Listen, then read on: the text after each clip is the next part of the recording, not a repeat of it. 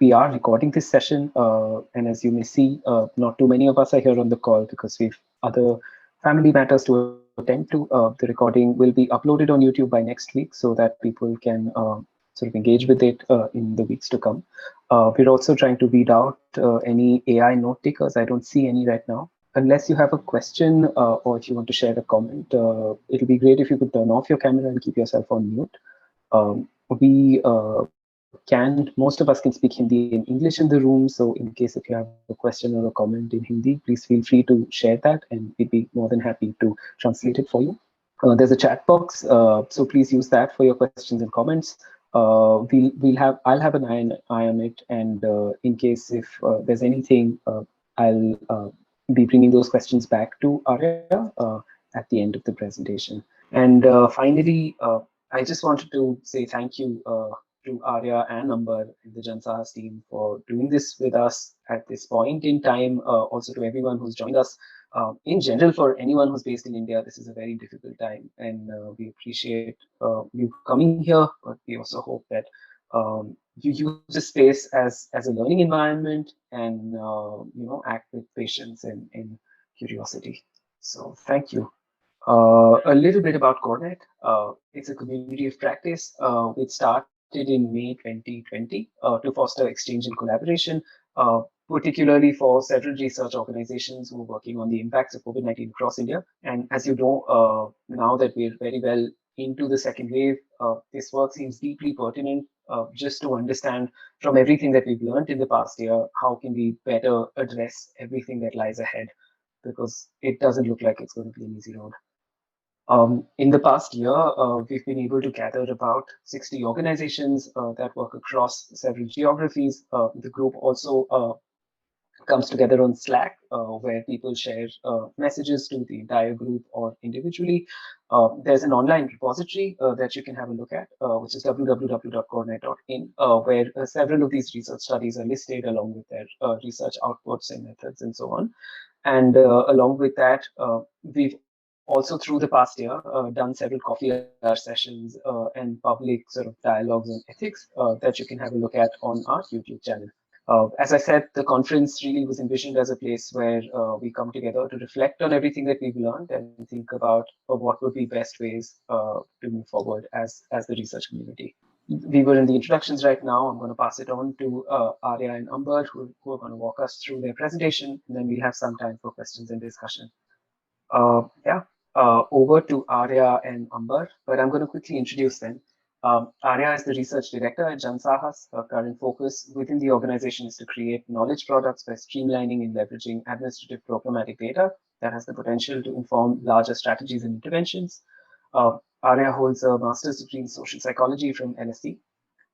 Amber leads the worker protection work within the Migrants Resilience Collaborative. Along with this, he coordinates with and facilitates incubation of the Lawyers Initiative Forum, a forum of lawyers from marginalized communities that provide free legal assistance to victims of forced labor and sexual violence.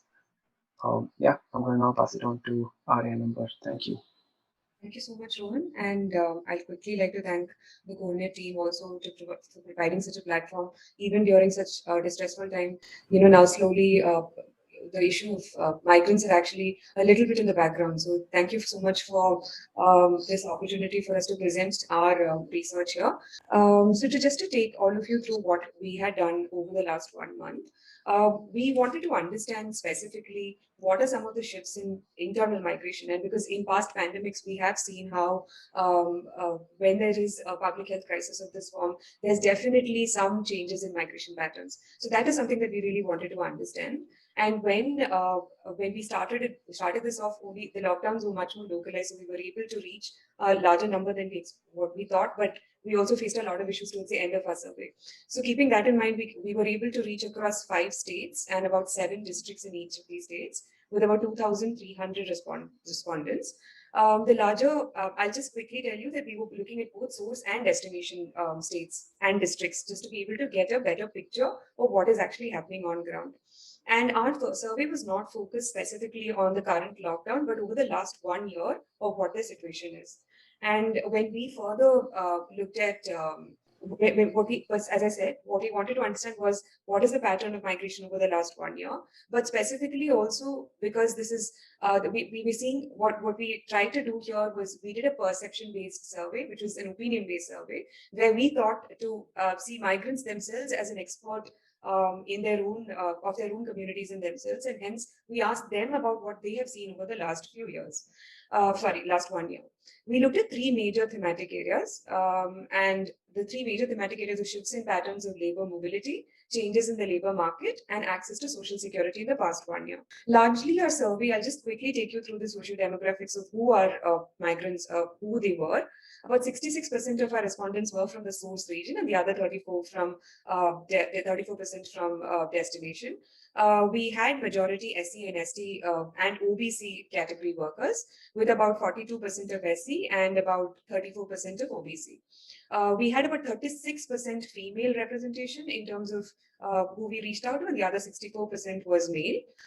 Age category, majority of them were within 17 to 30, followed by 31 to 45.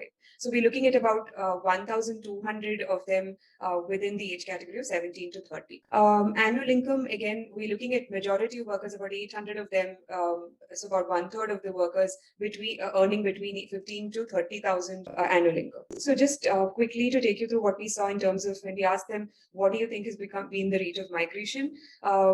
We had about 56% of them tell us that the rate of migration has actually decreased, which is about 57. And when we further asked them, why do we think that there was a decrease? Majority of them quite expectedly told us fear of contracting the virus, not having any opportunities at the destination. But the most critical point that we can actually see here, because it's a multiple choice question, was that hardly about 8% actually mentioned it's because they had any job at their native villages, back at the source, basically. So this definitely paints a very dismal picture in some ways when we look at this. So, in relation to when we wanted to understand where are they moving and for what duration they were moving in the last 1 year, to see if there's any change in this. When asked between right now and before the pandemic what the situation would be, majority of them told us actually that they're moving for shorter spurts, and this is also confirmed by our field level understanding that they're moving. So if earlier they used to move for 6 months, now they're moving for 4 months or so, or lesser than that. Like shorter spurts and shorter durations is what we're seeing. In our survey, we saw quite a number of workers moving interstate. This could definitely be because there was a heavy representation from the Bundelkhand corridor. So the MP and the UP districts were both Bundelkhand districts. And because Delhi is so nearby, we're seeing a high amount of interstate movement here. But we also saw a strong preference for within the district movement, which is intra-district. And this was heavily skewed because of Hazaribagh and Mehboob as you can see, Hazaribagh in Rajharkhand and Mehboob in Telangana. So the reasons for this largely are because Mehboob again, because it's a cotton area, there's a lot of cotton farming that is available. So we are seeing some level of work being available within the state, but not much, except for Telangana, we didn't see that anywhere else. Hazaribagh, we actually, our data set included majority of workers who were ST, from the ST category, and for generations they've been migrating within the district for one work or the other out of the forest. And hence we are actually seeing that data to be skewed that way. Otherwise, what we're seeing is women actually reporting, again, saying that they prefer to move within the district than men. When we further wanted to understand who is actually moving, we asked them questions around female migration and dependents who are moving with workers. 60% of our respondents reported that fewer women are actually migrating in comparison to before.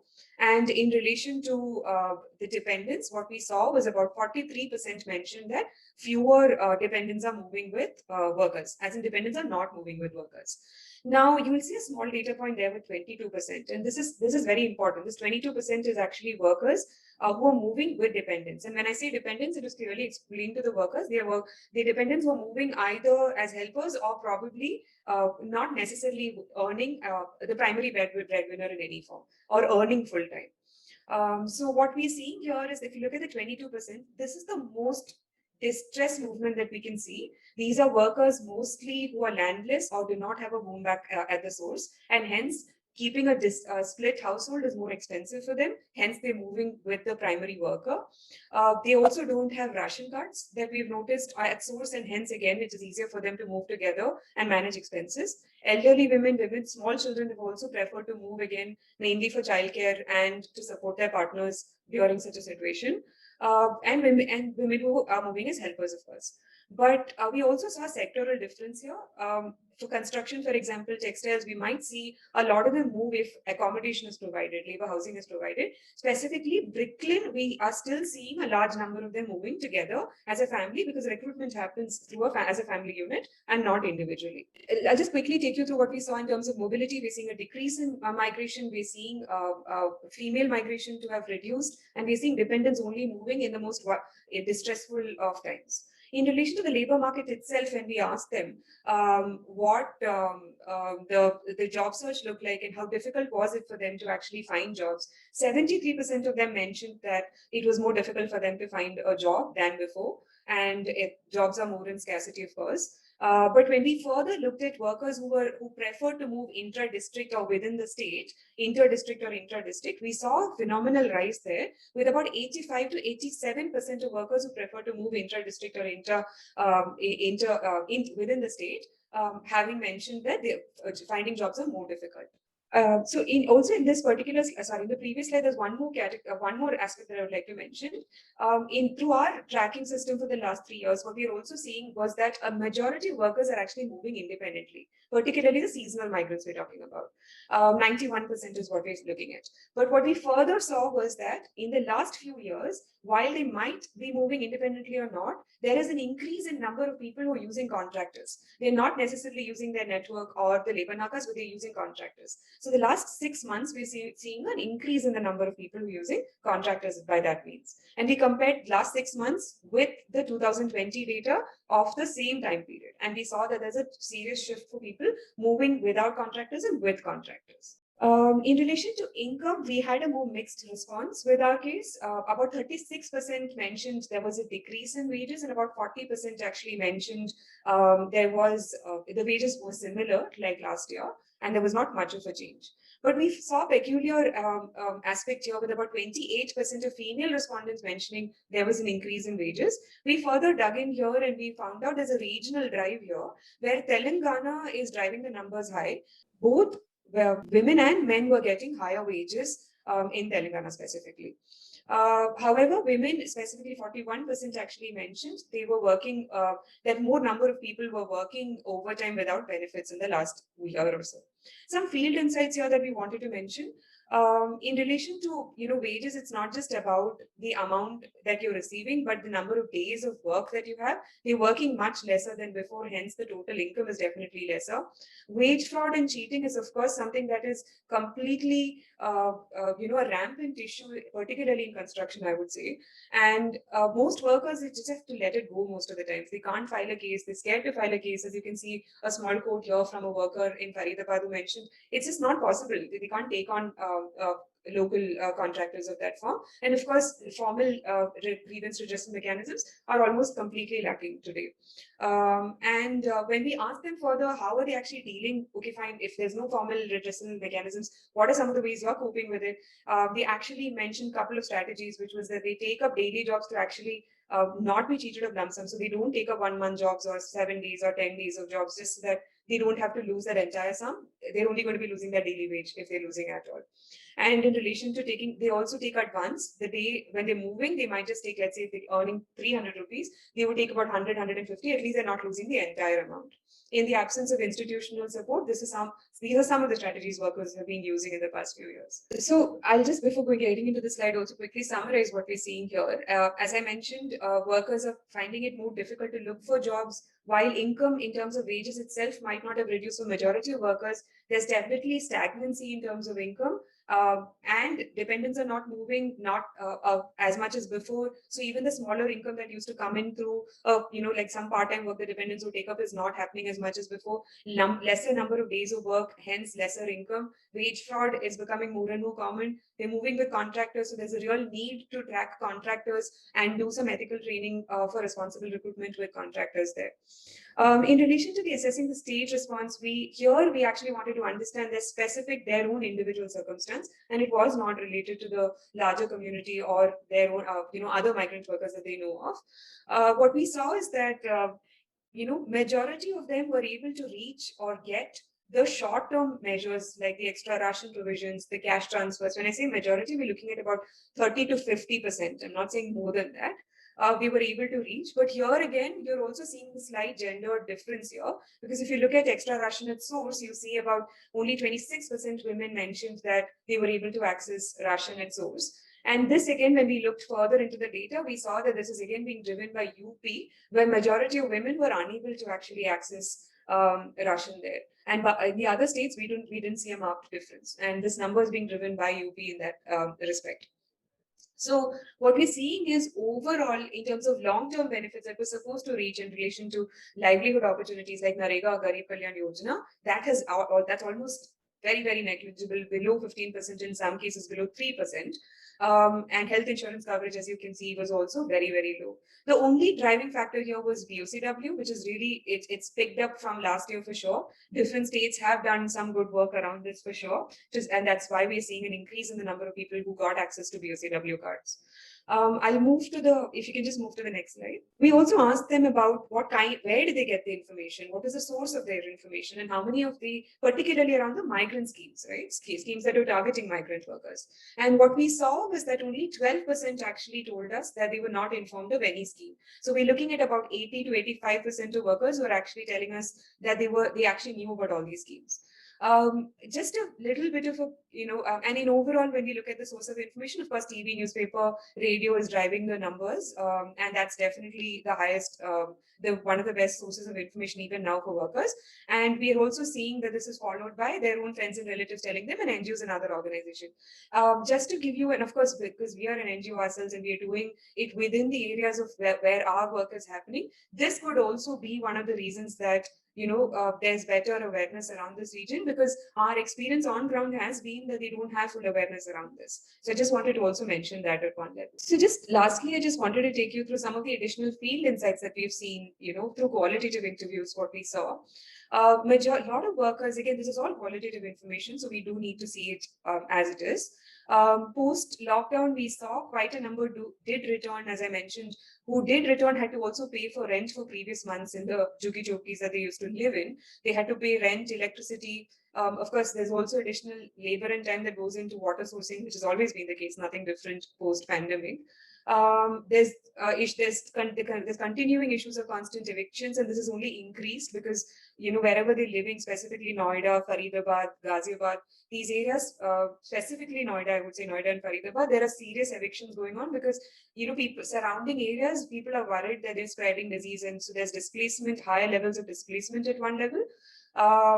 They are, of course, coping through borrowing, and majority of them told us that the way they've coped completely in the last few months has been through debt. We are seeing children moving with parents, particularly the ones who are moving with children. This is not specifically to do with skilled or unskilled workers. We're seeing this cutting across in a few aspects, because most of these children, because schools are shut, they're moving with their parents, and the parents are putting them in tuitions at destination locations, actually. And that's again an additional expense there. In relation to financial inclusion, what we're seeing is a lot of women have had more access than men when it came to bank accounts. When I'm saying access, it just means they had bank accounts, not saying they were the primary user of that bank account. So when asked further, mainly the reasons were because they wanted to get some, whatever transfer benefits the government was giving, there was some awareness around that.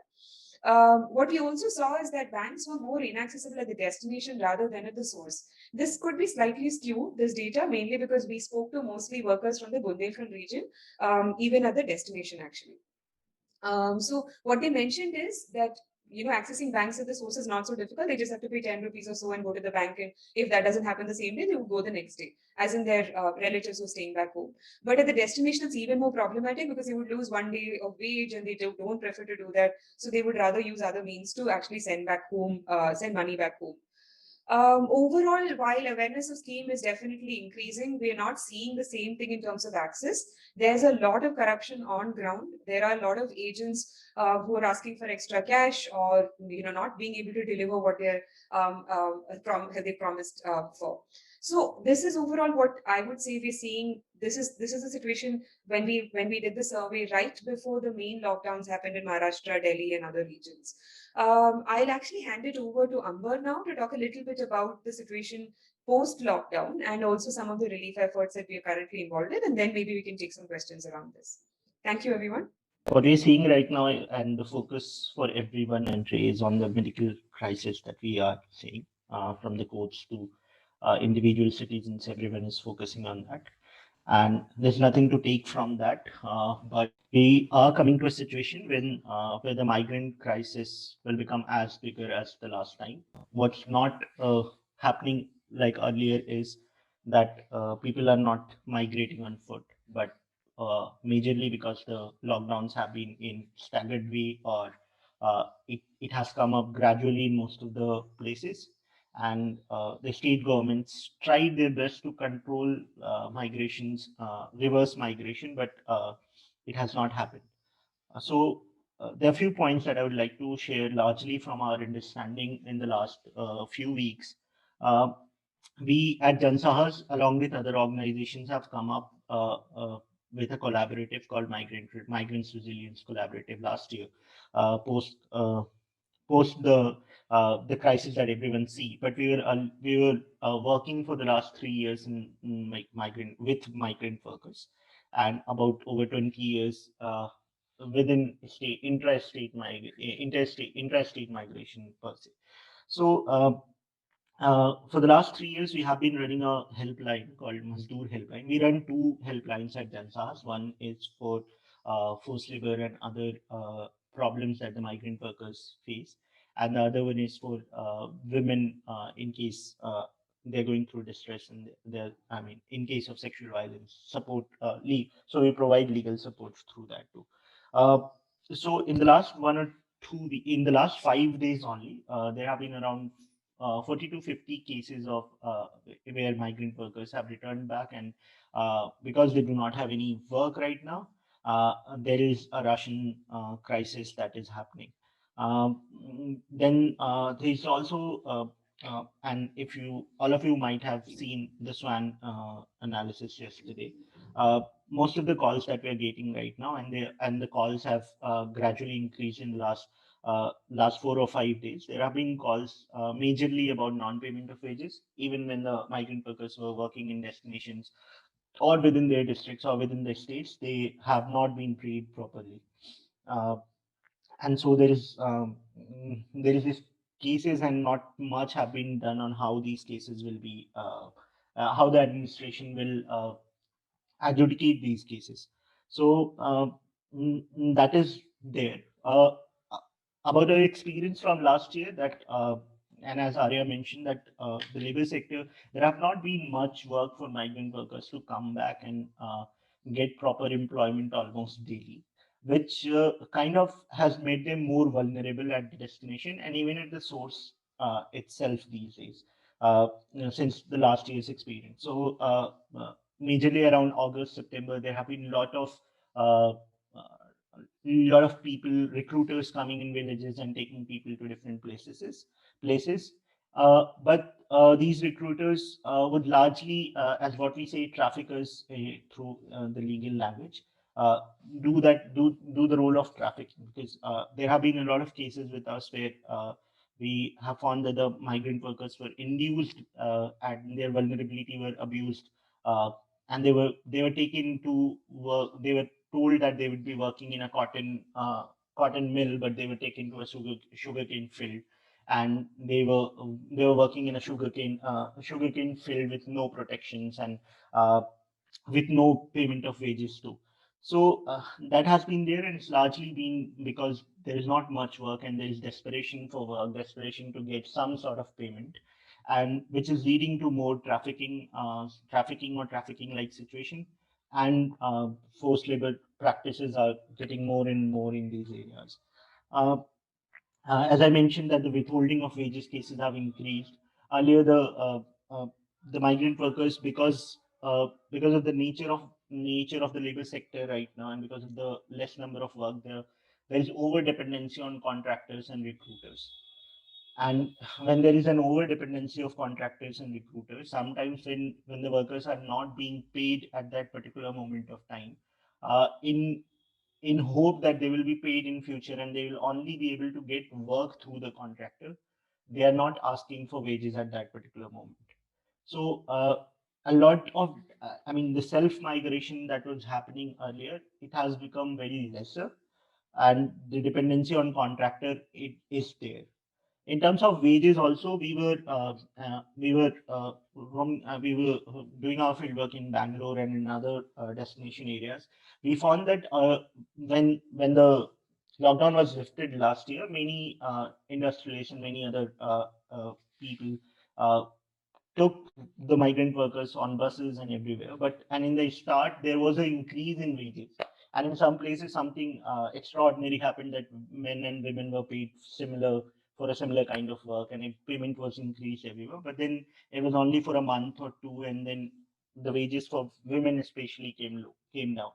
Uh, as of now, no, most of our field workers in almost around 80 districts right now have reported that 60 to 70 workers in the last week reported that 60 to 70% workers have returned back. The number would be huge because of lockdowns in Maharashtra, lockdowns happening in Bangalore. Lockdowns happened in Bangalore last week. The lockdown is extending in Delhi, and there have not and there is no effect of state governments and industrialists, not much effect of state governments and industrialists coming forward and asking migrant workers to stop, because there is a huge trust deficit that we have found in one of a very big construction companies area. We found that the workers, even when the construction company is asking workers that they will provide them ration support, they will provide them, they will attach them to social security benefit, which they have been doing in the last 6 months. But the migrant workers do not have that trust to stay in a bigger city, considering the current crisis that we are happening. They want to go back to the villages, and now that the villages in Uttar Pradesh and Bihar are getting more and more infections, there is a lot of death happening in Uttar Pradesh and Bihar in villages, majorly. The crisis will deepen more, we believe. So that is something which is happening right now in the field that we are observing. That there are, people have returned back. A lot of people have not been paid. Uh, Obviously, as the research also suggests that the migration have come down, the pattern has shifted. One of the important thing I forgot to mention that one of the important thing that happened post the last year's lockdowns was that there was a shift in migration in terms of work also. So earlier, if a particular individual was migrating only for construction, they are migrating in other sectors too. Some were migrating in cotton, some were migrating in sugarcane, uh, some doing basic unorganized work around their districts or within their state. And this was largely because of less work that were there, desperation, uh, less wages that were being paid, and it's uh, it's it's important to say that the government did try to provide work at the village itself, but the money that is being paid in Manrega is below minimum wage too. Uh, so there was not. I mean, even when the families, migrant families, were getting more wages at some other places, even when there is a chance of their vulnerability being used, they did migrate. Uh, the government system, one point on the government system. I think back in July on the last year, the MHA issued that the state government should work on HTU, anti-human trafficking unit formations. But there have not been much work that has been done on HTUs largely, and because of which, however, the state governments, especially in Madhya Pradesh, the state governments have participated a lot in rescue missions in the last 5 months. There has been a huge number of workers that have been rescued, but the process has not been as worker friendly as it should have been. Not much work on rehabilitation have been done on that front. Arya, if you want to add or anything, and then maybe we'd go for the question. Thank you, but nothing from my end. Maybe we can take questions now. Thank you. Thank you, Arya. Thank you, Amber, for sharing this. This is deeply sobering, I guess, to say the least. But yeah, in case if anyone from the audience has a question, a comment, or a thought, please feel free to unmute yourself and share, or you can also type in the chat section. We have a question from Babita. Uh, Babita asks, has there been a difference in the behavior towards migrant workers when they move back, and support structures for them? What are the support structures and how have they changed? They could be formal or informal between last year and this year. So yeah, last year, I mean, a lot of a lot of focus of government and both industry have been on providing social security benefits to migrant workers. And at our program, I mean, the program that we designed, the Migrant Resilience Collaborative, we our major focus is attaching migrant workers to social security benefits to provide worker protection support and to also work with industry so that industries take an upper hand, take a bold hand towards providing for migrant workers. So there have been a lot of big players, but it's largely the big players only and not the small contractors that are there.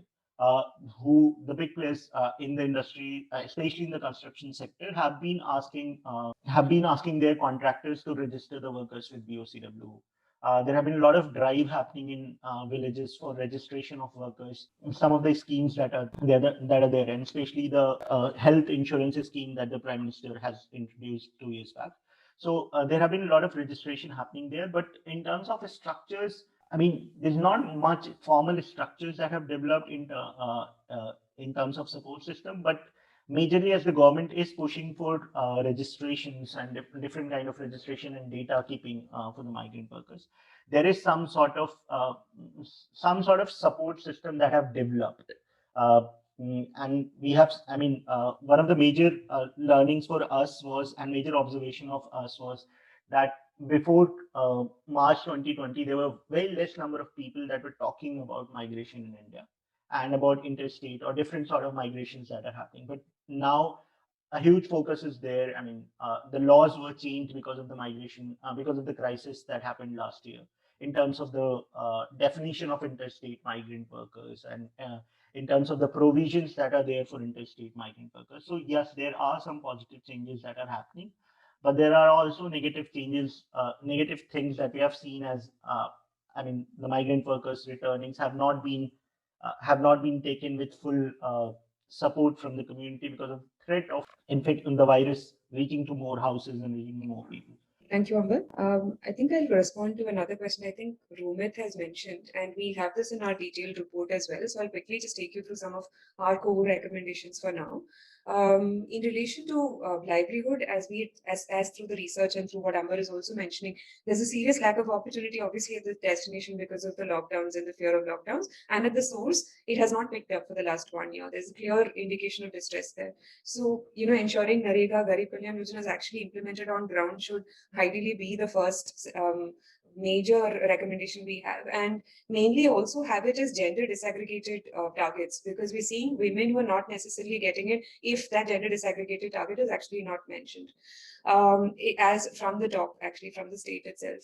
We are also advocating for portability of schemes. We know that ONOR, One Nation, One Ration, is of course on its way to be implemented, but we are, while it's still at a very, very nascent stage, this is what we're seeing on ground. It's still not completely, nowhere near completion in terms of implementation. But ONOR is only one part of the entire framework of schemes that we have. There's so many schemes, and at least to start with, we should at least think about BOCW, for example, which will directly impact about 40 million construction workers. Ensure the schemes under BOCW, which is building and other construction workers, a specific scheme for construction workers, that is implemented and has portability across states. And this is something either the central government will have to pick up, or it is something that has to be done through interstate collaborations between source and destination states, for example.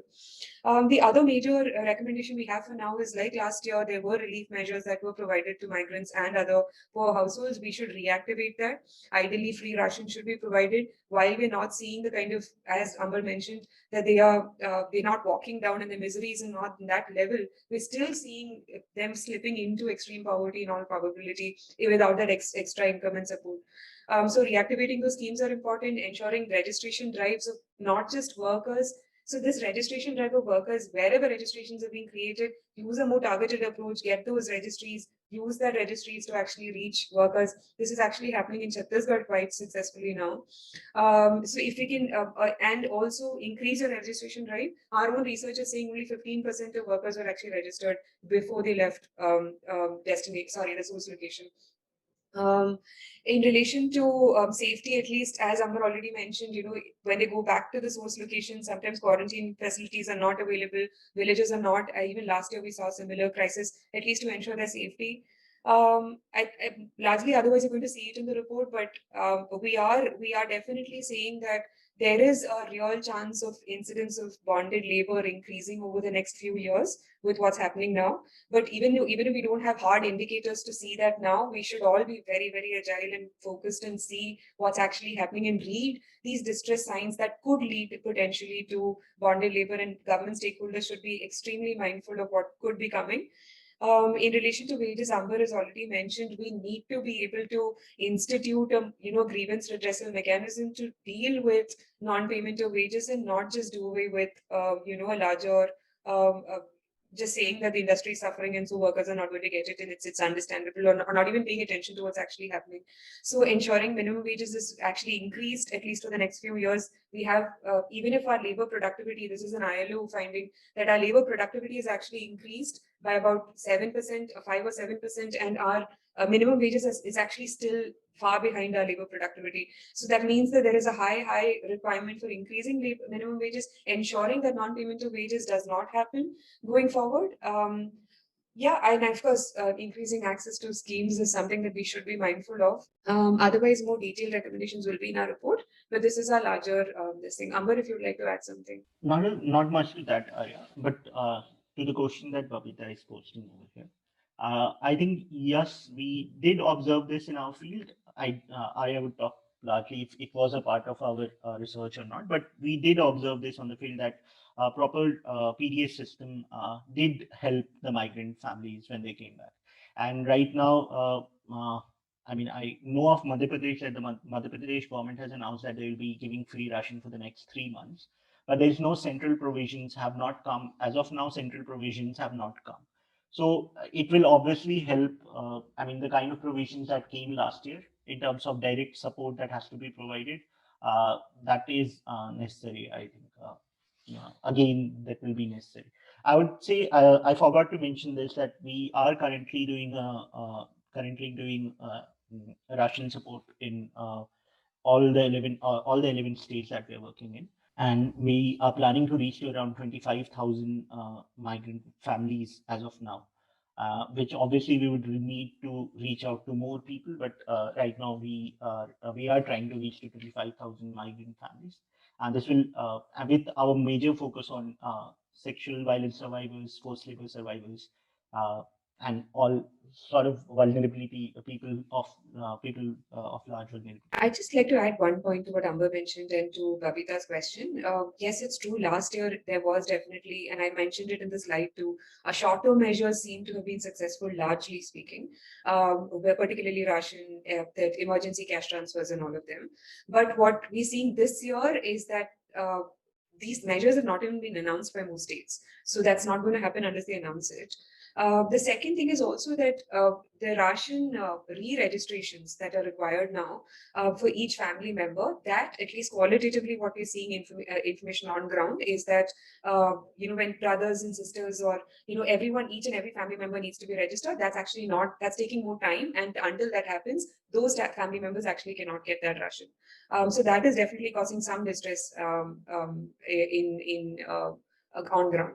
And in relation to Romit, yes, Telangana, it's not as the state who paid higher wages. It was the industry, specifically construction, where a lot of, because construction wanted to pick up, and this was particularly noticed in the initial days after the lockdown, where higher wages were paid.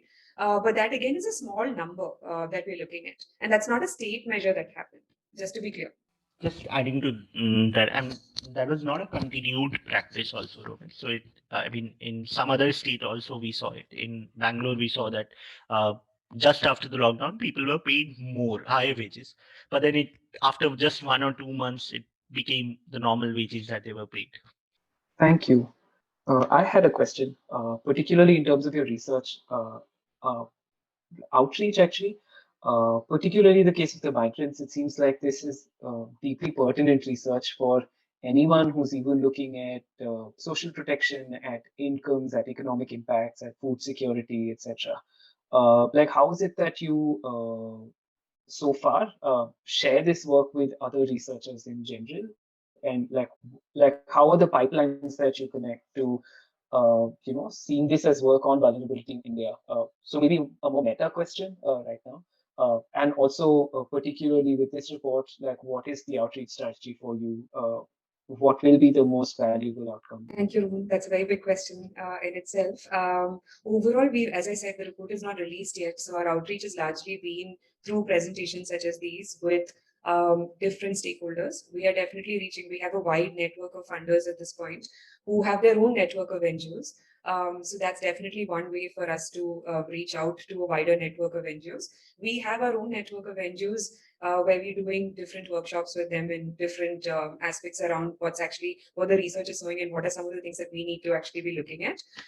In relation to the report itself, once it is released, of course, using platforms such as Coordinate and other platforms similar to this would be one of the other strategies. Social media would be the other major strategy. Our main steering council for MRC, we have quite a number of eminent members actually in our panel. We will be hopefully capitalizing on their network and hoping that they will share this further with their network too. We have a few, ex IS officers in our this thing, so hoping to reach to different aspects there too. We are closely in touch with Niti Aayog as well. We're hoping Niti Aayog will take notice of the report and its recommendations. We're hoping to do a presentation with Niti Aayog once the report is released as well. So for now, this is the larger strategy, but once the report is released, there'll be a more, a much bigger drive right now because we're still at finalizing the report and its particularly recommendations. We'll have a more detailed strategy after that. Thank you. No, yeah, I mean, it seems like a really important piece of work as Opita was also sharing. Yeah, it'll be really useful for so many of us, even outside the research community to just have a look at. Yeah. Are there any other questions, reflections, comments from the audience? If not, maybe I can just take a quick minute again to thank Aarya and Amber on behalf of all of us to kindly come and share this work with us. This is indeed very enlightening, also very timely. So thank you again for doing this. This was a very useful learning session. I'd also like to thank all our colleagues who are here from within the community and so on to have joined us. There's more details that you can find about Coordinate on the website www.coordinate.in. And if you'd like to join the community of practice, you can write to us at hello@coordinate.in. Uh, this was one of the last showcases for the conference so far. But what we will be doing is two plenaries, which have now been scheduled, rescheduled to the end of the month, which is May, uh, which is late May. So do join us. Details for this you will find on coordinateconference2021.shed.com. Thanks again for joining us, everyone.